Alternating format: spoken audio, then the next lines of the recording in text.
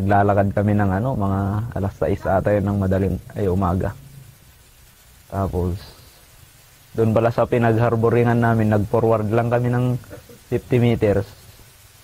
Doon na pala yung ano, yung landmine.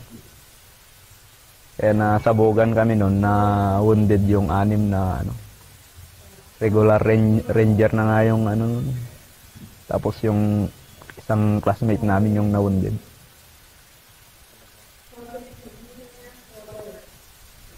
Okay lang. Okay, nung nalandmines ka, ano na yun?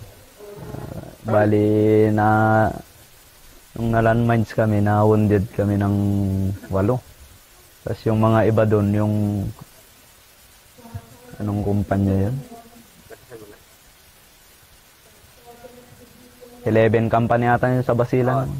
Yung mga nakabody namin nung nag-test mission kami. Tapos yung isa naman, yung classmate namin na natamaan doon sa hipan. Tapos nung after nun, doon ko din na ano yung ano, ang hirap din pala pag mag-evac na kayo ng mga natamaan kasi pag mag-request ka na ng chopper, sinabi mo na nga na secure yung area.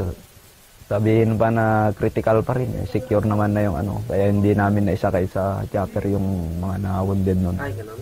Pero na-encounter kayo sa inyo? O? Na-landmines lang. Ah, na-landmines kayo. Nung na-landmines ka, anong pakiramdam mo doon? Bali, natakot din.